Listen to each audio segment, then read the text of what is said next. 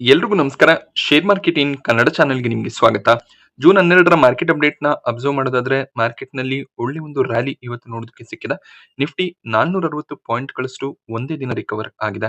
So almost 2% jump Nifty 50ಯಲ್ಲಿ ನೋಡೋದಕ್ಕೆ ಸಿಕ್ತು. ಹಾಗೆ ಈ ಒಂದು ಜಂಪ್ ಏನಿದೆ ಕೊನೆ 2 ಗಂಟೆಯಲ್ಲಿ ನೋಡೋದಕ್ಕೆ ಸಿಕ್ಕಿದೆ. ಸೊ 1 ಗಂಟೆಯ ನಂತರ ಮಾರ್ಕೆಟ್‌ನಲ್ಲಿ ಒಂದು ಸ್ಟ್ರಾಂಗ್ ಮೊಮೆಂಟಮ್ ನೋಡೋದಕ್ಕೆ ಸಿಕ್ತು. ಸೊ 23,600ರ ಮೇಲ್ಗಡೆ ಈಗ ನಿಫ್ಟಿ ಟ್ರೇಡ್ ಆಗ್ತಿದೆ. ಅದೇ ರೀತಿಯಲ್ಲಿ ಸೆನ್ಸೆಕ್ಸ್ ಅಲ್ಲಿ ಕೂಡ 2.3% ಜಂಪ್ ಒಂದೇ ದಿನ ನೋಡೋದಕ್ಕೆ ಸಿಕ್ತು. ಬ್ಯಾಂಕ್ ನಿಫ್ಟಿ ಕೂಡ 3% ನಷ್ಟು ಇವತ್ತು ಗೇನ್ ಆಗಿದೆ. ಸೊ ಆಲ್ಮೋಸ್ಟ್ ಎಲ್ಲಾ ಸೆಕ್ಟರ್ಗಳು ಪಾಸಿಟಿವ್ ಆಗಿ ಟ್ರೇಡ್ ಆಗಿದ್ರು ಕೂಡ ನಿಫ್ಟಿ ಐಟಿ ಇಂಡೆಕ್ಸ್ ನಲ್ಲಿ ವೀಕ್ನೆಸ್ ಕಂಟಿನ್ಯೂ ಆಗ್ತದೆ. ಎಐ ರಿಲೇಟೆಡ್ ಕನ್ಸರ್ನ್ಸ್ ನಿಂದ ಐಟಿ ಸ್ಟಾಕ್ಗಳು ಇವತ್ತು ಕೂಡ ಸ್ವಲ್ಪ ಮಟ್ಟಿಗೆ ಫ್ಲಾಟ್ ಆಗೇನೆ ಟ್ರೇಡ್ ಆಗಿದೆ. ನಿಫ್ಟಿ ಆಟೋ ಇಂಡೆಕ್ಸ್ ನಲ್ಲಿ ಕೂಡ ಒಳ್ಳೆ ಒಂದು ಪಾಸಿಟಿವ್ ಮೊಮೆಂಟಮ್ ಇತ್ತು. 2% ನಷ್ಟು ನಿಫ್ಟಿ ಆಟೋ ಇಂಡೆಕ್ಸ್ ಕೂಡ ಗೇನ್ ಆಯ್ತು. ಸೊ ನಿನ್ನೆ ಸಂಜೆ ಟ್ರಂಪ್ ಅವರ ಕಡೆಯಿಂದ ಒಂದು ಅನೌನ್ಸ್ಮೆಂಟ್ ಬಂದಿತ್ತು. ಇರಾನ್ನ ಮೇಲೆ ಒಂದು ಭೀಕರ ದಾಳಿಯನ್ನ ನಾವು ಮಾಡ್ತೀವಿ ಅಂತ ಹೇಳಿದ್ರು. ಬಟ್ ಇವತ್ತು ಬೆಳಿಗ್ಗೆ ನೋಡುವಷ್ಟರಲ್ಲಿ ಆ ಒಂದು ದಾಳಿಯನ್ನ ನಾವು ಕ್ಯಾನ್ಸಲ್ ಮಾಡಿದೀವಿ. ಇರಾನ್ನ ಜೊತೆಯಲ್ಲಿ ಮಾತುಕತೆ ಇನ್ನೇನು ಫೈನಲೈಸ್ ಆಗಿದೆ ಅಂತ ಟ್ರಂಪ್ ಅವರು ಸೋಷಿಯಲ್ ಮೀಡಿಯಾ ಪೋಸ್ಟ್ ಅನ್ನ ಮಾಡಿದ್ರು. ಬಟ್ ಇದಕ್ಕೆ ಇರಾನ್ ಯಾವುದೇ ರೀತಿಯ ಒಂದು ಪ್ರತಿಕ್ರಿಯೆಯನ್ನ ಕೊಟ್ಟಿರಲಿಲ್ಲ. ಇನ್ನೂ ಕೂಡ ಮಾತುಕತೆ ನಡೀತಿದೆ, ಫೈನಲೈಸ್ ಆಗಿಲ್ಲ ಅಂತ ಹೇಳಿದ್ರು. ಬಟ್ ಮಧ್ಯಾಹ್ನದ ನಂತರ ಇರಾನ್ನ ಫಾರಿನ್ ಮಿನಿಸ್ಟ್ರಿ ಒಂದು ಕ್ಲಾರಿಫಿಕೇಶನ್ ಅನ್ನ ಕೊಟ್ಟಿದ್ದಾರೆ. ಯುಎಸ್ ನ ಡೀಲ್ ಅಗ್ರಿ ಆಗಿದೆ, ಬಟ್ ಫೈನಲ್ ಅಪ್ರೂವಲ್ ಇನ್ನು ಪೆಂಡಿಂಗ್ ಇದೆ ಅಂತ ಅವರು ಹೇಳಿದ್ದಾರೆ. ಸೊ ಸಾಕಷ್ಟು ಕಂಡೀಷನ್ಸ್ ಗಳಿಗೆ ಯುಎಸ್ ಒಪ್ಕೊಂಡಿದೆ, ಇನ್ನು ಕೆಲವೊಂದಿಷ್ಟು ಕಂಡೀಷನ್ಸ್ ಗಳು ಪೆಂಡಿಂಗ್ ಇದೆ. ಸೊ ಅದರ ಬಗ್ಗೆ ಮಾತುಕತೆಗಳು ಸಕ್ಸಸ್ ಆದ್ಮೇಲೆ ಒಂದು ಫೈನಲ್ ಅಪ್ರೂವಲ್ ಸಿಗುತ್ತೆ. ಸೊ ಆಗ ಈ ಒಂದು ಮಾತುಕತೆ ಕಂಪ್ಲೀಟ್ ಆಗಿ ಸಕ್ಸಸ್ ಆದ ರೀತಿಯಲ್ಲಿ ಆಗುತ್ತೆ.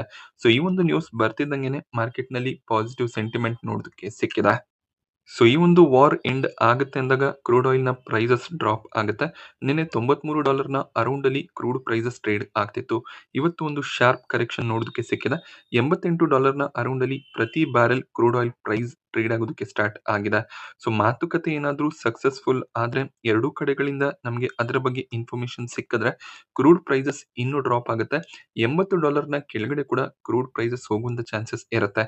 ಸ್ಟ್ರೈಟ್ ಆಫ್ ಹಾರ್ಮೋಸ್ ಕಂಪ್ಲೀಟ್ ಆಗಿ ಓಪನ್ ಆಗ್ಬೇಕಾಗುತ್ತೆ. ಆಗ ನಮಗೆ ಕ್ರೂಡ್ ಪ್ರೈಸಸ್ ಡ್ರಾಪ್ ಆಗೋದು ಕಾಣಿಸುತ್ತೆ. ಹಾಗೆ ಮಾರ್ಕೆಟ್ ಕೂಡ ಇನ್ನೂ ಸ್ಟ್ರಾಂಗ್ ಆಗಿ ರಿಕವರ್ ಆಗುತ್ತೆ.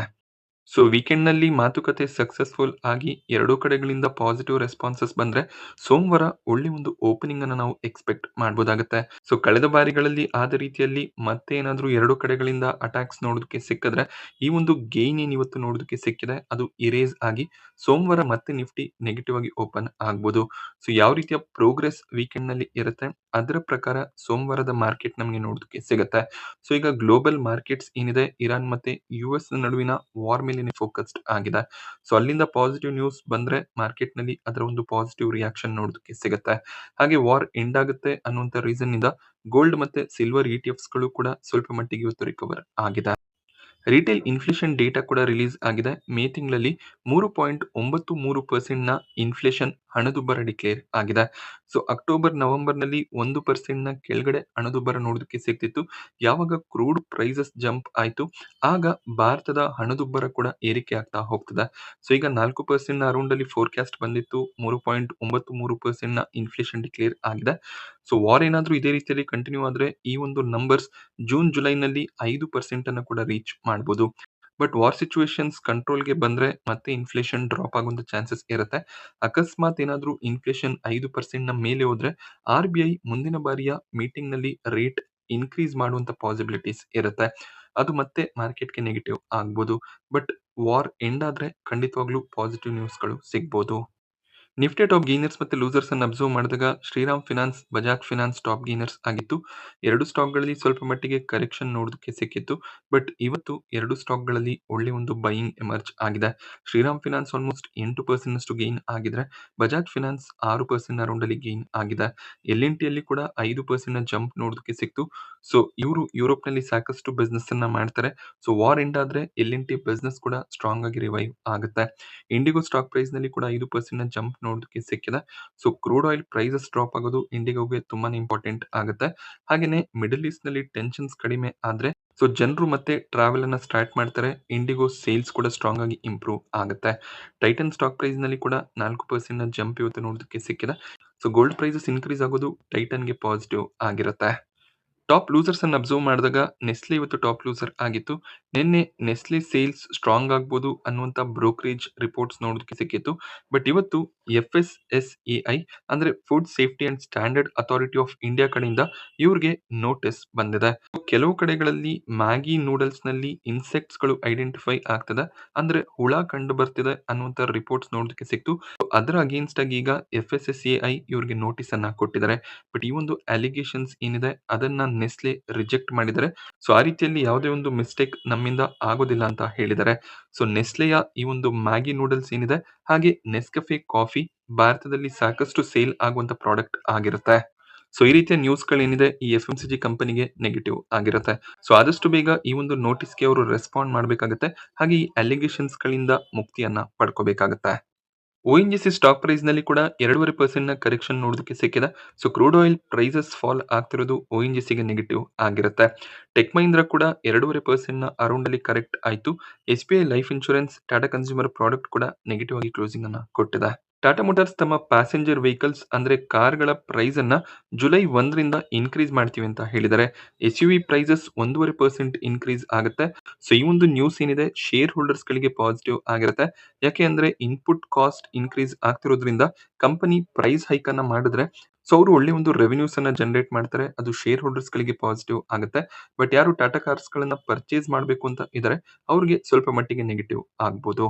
ಹೀರೋ ಮೋಟೋಕಾರ್ಪ್ ನಲ್ಲಿ JP ಮಾರ್ಗನ್ ಒಳ್ಳೆ ಒಂದು ಬುಲ್ಲಿಶ್ ಔಟ್ಲುಕ್ ಅನ್ನ ಕೊಟ್ಟಿದ್ದಾರೆ, ಔಟ್ ಪರ್ಫಾರ್ಮ್ ರೇಟಿಂಗ್ ಅನ್ನ ಕೊಟ್ಟಿದ್ದಾರೆ. ಸೊ ಭಾರತದಲ್ಲಿ two wheeler industry growth strong ಆಗಿದೆ, ಹೀರೋ ಮೋಟೋಕಾರ್ಪ್ ಒಂದು ಸ್ಟ್ರಾಂಗ್ ಪ್ಲೇಯರ್ ಆಗಿರ್ತಾರೆ ಅಂತ ಹೇಳಿದ್ದಾರೆ. ಬಟ್ JP ಮಾರ್ಗನ್ ನ ಕವರೇಜ್ ಗಿಂತ ಮಾರ್ಕೆಟ್ ನ ಪಾಸಿಟಿವಿಟಿ ಇವತ್ತು ಸ್ಟಾಕ್ ಪ್ರೈಸ್ ನ ಮೊಮೆಂಟಮ್ಗೆ ಕಾರಣ ಆಗಿದೆ. 1 ಗಂಟೆಯ ನಂತರ ಸ್ಟಾಕ್ ನಲ್ಲಿ ಸ್ಟ್ರಾಂಗ್ ಮೊಮೆಂಟಮ್ ನೋಡೋದಕ್ಕೆ ಸಿಕ್ತು. ಸೊ ನಿನ್ನೆ ದಿನ ಎಂಟಾರ್ ಟೆಕ್ನಾಲಜಿ ಸ್ಟಾಕ್ ಪ್ರೈಸ್ ನಲ್ಲಿ 11% ನ ಕರೆಕ್ಷನ್ ನೋಡೋದಕ್ಕೆ ಸಿಕ್ಕಿತ್ತು. ಬಟ್ ಇವತ್ತು ಸ್ಟಾಕ್ 13% ನಷ್ಟು ಗೇನ್ ಆಗಿದೆ. ಇದಕ್ಕೆ ರೀಸನ್ ಮ್ಯಾನೇಜ್ಮೆಂಟ್ ನ ಕಡೆಯಿಂದ ಬಂದಂತ ಕ್ಲಾರಿಫಿಕೇಶನ್ ಆಗಿರುತ್ತೆ. ಎಂಟಾರ್ ನ 55ರಿಂದ 60% ರೆವೆನ್ಯೂ ಏನ್ ಜನರೇಟ್ ಆಗುತ್ತೆ ಆ ಒಂದು ಕ್ಲೈಂಟ್ ನ AI ಪ್ರಾಜೆಕ್ಟ್ ಹೋಲ್ಡ್ ನಲ್ಲಿ ಇದೆ ಅನ್ನುವಂತ ನ್ಯೂಸ್ ಬಂದಿತ್ತು. ಬಟ್ ಇದರಿಂದ ಬಿಸ್ನೆಸ್ ಗೆ ಯಾವುದೇ ರೀತಿಯ ಇಂಪ್ಯಾಕ್ಟ್ ಆಗೋದಿಲ್ಲ ಅಂತ ಮ್ಯಾನೇಜ್ಮೆಂಟ್ ಕ್ಲಾರಿಫಿಕೇಶನ್ ಅನ್ನ ಕೊಟ್ಟಿದ್ದಾರೆ. ಈ ಒಂದು ಕ್ಲಾರಿಫಿಕೇಶನ್ ಬಂದಿರೋದ್ರಿಂದ ಸ್ಟಾಕ್ ಪಾಸಿಟಿವ್ ಆಗಿ ಟ್ರೇಡ್ ಆಗಿದೆ. ಹಾಗೆ ಇನ್ನೊಂದು ನ್ಯೂಸ್ ಇತ್ತು. So government nuclear power related goods ಅನ್ನೇನು ಎಂಟಾರ್ ಟೆಕ್ನಾಲಜಿ ಹಾಗೆ ವಾಲ್ಚಂದ್ ನಗರ್ ಕಂಪನಿ ಬೇರೆ ದೇಶಗಳಿಂದ ಇಂಪೋರ್ಟ್ ಮಾಡ್ಕೊಂಡಿದ್ರು, ಅದರ ಮೇಲೆ ಯಾವುದೇ ರೀತಿಯ ಕಸ್ಟಮ್ ಡ್ಯೂಟಿ ಅಪ್ಲೈ ಆಗೋದಿಲ್ಲ, ಕಸ್ಟಮ್ ಡ್ಯೂಟಿ ವೇವರ್ ಅನ್ನ ಪ್ರೊವೈಡ್ ಮಾಡ್ತೀವಿ ಅಂತ ಹೇಳಿದ್ದಾರೆ. ಏಪ್ರಿಲ್ 2019ರಿಂದ ಜನವರಿ 2026 ನಡುವೆ ಏನ್ ಗೂಡ್ಸ್ ಇಂಪೋರ್ಟ್ ಆಗಿದೆ ಅದಕ್ಕೆ ಯಾವುದೇ ರೀತಿಯ ಕಸ್ಟಮ್ ಡ್ಯೂಟಿ ಅಪ್ಲೈ ಆಗೋದಿಲ್ಲ. ಸೊ ಇದು ಎಂಟಾರ್ ಟೆಕ್ಗೆ ಪಾಸಿಟಿವ್ ಆಗಿತ್ತು, ಅದರಿಂದ ಕೂಡ ಸ್ಟಾಕ್ ಪಾಸಿಟಿವ್ ರಿಯಾಕ್ಷನ್ ಅನ್ನ ಕೊಟ್ಟಿದೆ. So Kolkata port related contract ನ ರೀಸನ್ ನಿಂದ JSW ಇನ್ಫ್ರಾ ಸ್ಟಾಕ್ ಪ್ರೈಸ್ ನಲ್ಲಿ ಒಳ್ಳೆ ಒಂದು ಮೊಮೆಂಟಮ್ ಬಂದಿತ್ತು. ಸೊ ಇವತ್ತು ಮತ್ತೆ ಸ್ಟಾಕ್ 6% ಅರೌಂಡ್ ಅಲ್ಲಿ ಗೇನ್ ಆಗಿದೆ. ಕಂಪನಿ 6,000 ಕೋಟಿಯ QIP ಅನ್ನ ಲಾಂಚ್ ಮಾಡ್ತೀವಿ ಅಂತ ಹೇಳಿದರೆ, QIP ಅಂದಾಗ ಇನ್ಸ್ಟಿಟ್ಯೂಷನ್ಸ್ ಗಳಿಗೆ ಶೇರ್ಸ್ ಗಳನ್ನ ಅಲಾಟ್ ಮಾಡಿ ಇವರು ಫಂಡ್ ಅನ್ನ ಜನರೇಟ್ ಮಾಡ್ತಾರೆ. ಸೊ ಈ ಒಂದು ನ್ಯೂಸ್ ಹಾಗೆ ಮಾರ್ಕೆಟ್ ನ ಪಾಸಿಟಿವ್ ಮೊಮೆಂಟಮ್ JSW ಇನ್ಫ್ರಾನ ಪಾಸಿಟಿವ್ ಸೆಂಟಿಮೆಂಟ್ ಗೆ ಕಾರಣ ಆಗಿದೆ. ವೊಡಾಫೋನ್ ಐಡಿಯಾ ಸ್ಟಾಕ್ ಪ್ರೈಸ್ ನಲ್ಲಿ ಕೂಡ 5% ನ ಜಂಪ್ ಇವತ್ತು ನೋಡೋದಕ್ಕೆ ಸಿಕ್ತು. ಇದಕ್ಕೆ ರೀಸನ್ ಚೇರ್ಮನ್ ಒಂದು ಸ್ಟೇಟ್ಮೆಂಟ್ ಅನ್ನ ಕೊಟ್ಟಿದ್ದಾರೆ. So Vodafone idea revival story ಈಗಷ್ಟೇ ಸ್ಟಾರ್ಟ್ ಆಗಿದೆ. ಪ್ರಮೋಟರ್ಸ್ ಗಳು ಫಂಡಿಂಗ್ ಅನ್ನ ಮಾಡ್ತಾರೆ, ಹಾಗೆ ಸಾಕಷ್ಟು ಫಂಡಿಂಗ್ ಏನಿದೆ ಕೆಪೆಕ್ಸ್ ನಲ್ಲಿ ಬಳಕೆ ಆಗುತ್ತೆ. ಡೆಟ್ ಕ್ಲಿಯರೆನ್ಸ್ ನ ಬಗ್ಗೆ ಕೂಡ ನಾವು ಕಾನ್ಸಂಟ್ರೇಷನ್ ಅನ್ನ ಮಾಡ್ತಿದೀವಿ ಅಂತ ಹೇಳಿದ್ದಾರೆ. ಏಜರ್ ಡ್ಯೂ ರಿಲೀಫ್ ಸಿಕ್ಕಿರೋದು ಹಾಗೆ ಪ್ರಮೋಟರ್ಸ್ ಗಳು ಕಂಪನಿಯ ಬಗ್ಗೆ ಪಾಸಿಟಿವ್ ಒಪಿನಿಯನ್ಸ್ ಗಳನ್ನ ಶೇರ್ ಮಾಡ್ತಿರೋದು ವೊಡಾಫೋನ್ ಐಡಿಯಾದ ಮೊಮೆಂಟಮ್ಗೆ ಕಾರಣ ಆಗಿದೆ. 15, 16ರ ಲೆವೆಲ್ ತುಂಬಾನೇ ಕ್ರೂಷಿಯಲ್ ಲೆವೆಲ್ಸ್ ಆಗಿರುತ್ತೆ. ಈ ಒಂದು ಲೆವೆಲ್ ಅನ್ನ ವೊಡಾಫೋನ್ ಐಡಿಯಾ ಸಕ್ಸಸ್ಫುಲ್ ಆಗಿ ಕ್ರಾಸ್ ಮಾಡಿದ್ರೆ ಸ್ಟಾಕ್ 20ರ ಲೆವೆಲ್ಗೆ ಕೂಡ ಹೋಗ್ಬೋದು. ಬಟ್ ಇಲ್ಲೇನಾದ್ರೂ ಸ್ವಲ್ಪ ನೆಗೆಟಿವ್ ನ್ಯೂಸ್ ಬಂದ್ರೂ ಕೂಡ ಒಂದು ದೊಡ್ಡ ಪ್ರಾಫಿಟ್ ಬುಕಿಂಗ್ ಆಗುವಂತ ಚಾನ್ಸಸ್ ಇರುತ್ತೆ. IFCI ಲಿಮಿಟೆಡ್ ಸ್ಟಾಕ್ ಪ್ರೈಸ್ ನಲ್ಲಿ ಇವತ್ತು 20% ನ ಅಪರ್ ಸರ್ಕ್ಯೂಟ್ ನೋಡೋದಕ್ಕೆ ಸಿಕ್ಕಿದೆ. ಇದಕ್ಕೆ ರೀಸನ್ NSE ಆದಷ್ಟು ಬೇಗ ಸೆಬಿಗೆ IPO ರಿಲೇಟೆಡ್ ಡ್ರಾಫ್ಟ್ ಪೇಪರ್ಸ್ ಅನ್ನ ಸಬ್ಮಿಟ್ ಮಾಡ್ತಾರೆ ಅನ್ನುವಂತ ನ್ಯೂಸ್ ಆಗಿರುತ್ತೆ. NSE ಡ್ರಾಫ್ಟ್ ಪೇಪರ್ಸ್ ಅನ್ನ ಸಬ್ಮಿಟ್ ಮಾಡೋದಕ್ಕೂ IFCI NBFC ಕಂಪನಿಯ ಸ್ಟಾಕ್ ಪ್ರೈಸ್ ನಲ್ಲಿ 20% ಅಪರ್ ಸರ್ಕ್ಯೂಟ್ ಬರೋದಕ್ಕೆ ಏನ್ ಕಾರಣ ಅಂತ ನೋಡೋದಾದ್ರೆ, IFCI ಒಂದು ನಾನ್ ಬ್ಯಾಂಕಿಂಗ್ ಫಿನಾನ್ಷಿಯಲ್ ಇನ್ಸ್ಟಿಟ್ಯೂಟ್ ಆಗಿದ್ದು ಇವರು stock holding corporation of India ನಲ್ಲಿ 52% ಸ್ಟೇಕ್ ಅನ್ನ ಓನ್ ಮಾಡ್ತಾರೆ. ಇದು ಇಂಡೈರೆಕ್ಟ್ ಆಗಿ NSE ಯ 4.4% ನ ಹೋಲ್ಡಿಂಗ್ ಆಗಿರುತ್ತೆ. NSE IPO ನ ತರ್ತಾರೆ ಅಂದ್ರೆ NSEಯ ಈಗಿನ ವ್ಯಾಲ್ಯೂಯೇಷನ್ ಏನಿದೆ ಅದು ಇನ್ನಷ್ಟು ಸ್ಟ್ರಾಂಗ್ ಆಗುತ್ತೆ. ಹಾಗೆ ಈ ಕಂಪನಿ ಏನು NSEಯ ಶೇರ್ಸ್‌ಗಳನ್ನ ಹೋಲ್ಡ್ ಮಾಡ್ತಿದ್ದಾರೆ, ಆ ಪ್ರೈಸ್‌ಗಿಂತ ತುಂಬಾ ಹೆಚ್ಚಿನ ಪ್ರೈಸ್‌ನಲ್ಲಿ NSE ಲಿಸ್ಟ್ ಆಗುತ್ತೆ. ಅಂದ್ರೆ ಇವರ ಅಸೆಟ್ಸ್ ಸ್ಟ್ರಾಂಗ್ ಆಗಿ ಇಂಪ್ರೂವ್ ಆಗುತ್ತೆ. ಆ ರೀಸನ್ನಿಂದ ಸ್ಟಾಕ್ ಪ್ರೈಸ್‌ನಲ್ಲಿ 20% ಅಪ್ಪರ್ ಸರ್ಕ್ಯೂಟ್ ನೋಡೋದಕ್ಕೆ ಸಿಕ್ಕಿದೆ. ಸೊ NSE IPOಗೆ ಕೂಡ ಒಂದು ಸ್ಟ್ರಾಂಗ್ ಡಿಮ್ಯಾಂಡ್ ಇರುವಂತ ಚಾನ್ಸಸ್ ಇರುತ್ತೆ.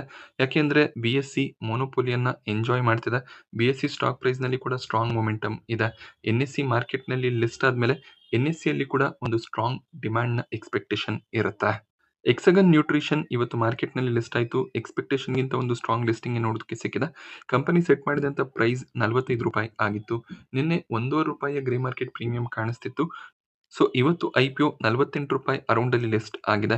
ಅಂದ್ರೆ ₹3 ಗ್ರೇ ಮಾರ್ಕೆಟ್ ಪ್ರೀಮಿಯಂನೊಂದಿಗೆ ಲಿಸ್ಟಿಂಗ್ ನೋಡೋದಕ್ಕೆ ಸಿಕ್ಕಿದೆ. ಬಟ್ 48ರ ಲೋ ಕೂಡ ಟಚ್ ಆಯ್ತು. ₹50 ಅರೌಂಡ್ ಅಲ್ಲಿ ಕ್ಲೋಸಿಂಗ್ ನೋಡೋದಕ್ಕೆ ಸಿಕ್ಕಿದೆ. ನಾನಿವತ್ತು ನಿಮಗೆ ಮಾರ್ಕೆಟ್‌ನ ಬಗ್ಗೆ ಪ್ರೊವೈಡ್ ಮಾಡಿದಂತ ಇನ್ಫಾರ್ಮೇಷನ್ ಇಷ್ಟ ಆದ್ರೆ ವಿಡಿಯೋನ ಲೈಕ್ ಮಾಡಿ. ಹಾಗೆ ಇದೇ ರೀತಿಯ ಮಾರ್ಕೆಟ್ ಅಪ್ಡೇಟ್ಸ್‌ಗಳಿಗೆ ಚಾನಲ್‌ನ ಸಬ್ಸ್ಕ್ರೈಬ್ ಮಾಡ್ಕೊಳ್ಳಿ. Thank you friends.